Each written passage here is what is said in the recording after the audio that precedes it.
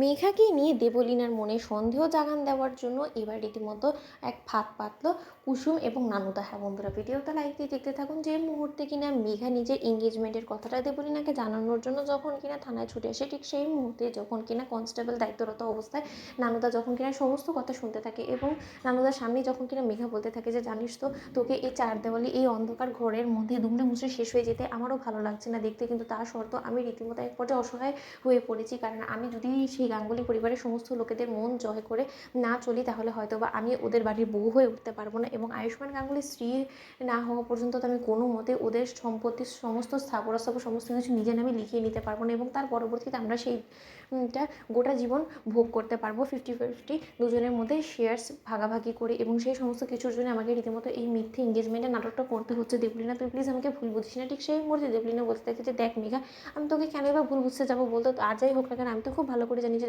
আমার যদি এই পৃথিবীতে কাছের দুজন মানুষ হয়ে থাকে যে যারা কিনা আমার ভালো চায়, তাদের মধ্যে একজন হলো গিয়ে আমার মম এবং সেকেন্ড হলো গিয়ে তুই। কারণ তুই রীতিমতো সেই এত দূর থেকে আমার হয়ে প্রতিশোধ নেওয়ার জন্য গাঙ্গুলিদের উপর থেকে তুই এই সমস্ত কিছু সহ্য করে যাচ্ছিস মুখ বন্ধ করে। সেই সমস্ত কিছু আমি নিজেও দেখতে পাচ্ছি, তাই না? তাহলে আমি তোকে অবিশ্বাস কেন করতে যাবো বলতে? তুই নিজের মনে আনন্দে থাক, তুই ওদের কাছে কোনো মতেই ধরা দিবি না যে তুই আমার বোন। ঠিক সেই মুহূর্তেই কথা বলে যখন কিনা মেঘা সেখান থেকে চলে যায়, ঠিক তার পর মুহূর্তে দেবলীনা যখন কিনা বলতে থাকে যে মেঘা, তুমি কি মনে করছো যে তুমি ডালে ডালে চলো আর আমি রীতিমতো কোনো কিছুই দেখি না? তুমি যদি ডালে ডালে চলো তাহলে আমি চলি পাতায় পাতায়। আর আমার খুব ভালো করে জানা আছে যে তুমি যে আমার জন্য কোনো কিছু করে উঠছো না, তুমি রীতিমতো নিজের স্বার্থের কথা ভেবে চলেছো এবং প্রতিনিয়ত তুমি শুধু নিজের স্বার্থসিদ্ধি পূরণ করার জন্যই সমস্ত কিছু করছো। তুমি কোনো মতে আমার হয়ে প্রতিশোধ নেওয়ার জন্য এখানে আসোনি। ঠিক সেই মুহূর্তে যখন কিনা কনস্টেবল সেজে দাঁড়িয়ে থাকা নানুদা যখন কিনা আরও বেশি আগুনে ঘি ঢেলে দেয় এবং বলতে থাকে যে ম্যাডাম একটা কথা বলবো, জানেন তো আমি থানার বাইরে এই ম্যাডামের উপরে নজর রাখছিলাম এবং আমি খুব ভালো করে দেখেছি এই সমস্ত কিছু, যে এই ম্যাডাম রীতিমতো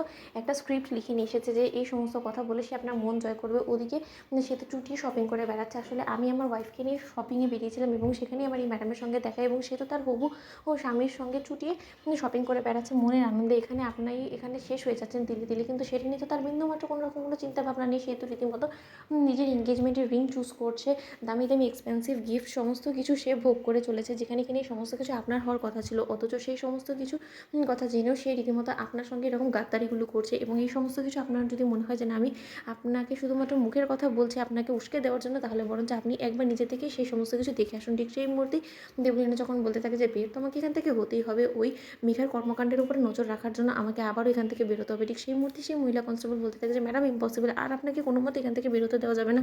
আপনি আবার এরকম করে বারবার করে বেরোলে আমি যদি একবার ধরা পড়েছি তাহলে আমার চাকরি থাকবে না। তো বন্ধুরা, লাইক এবং শেয়ার করে সাবস্ক্রাইব করতে ভুলো না।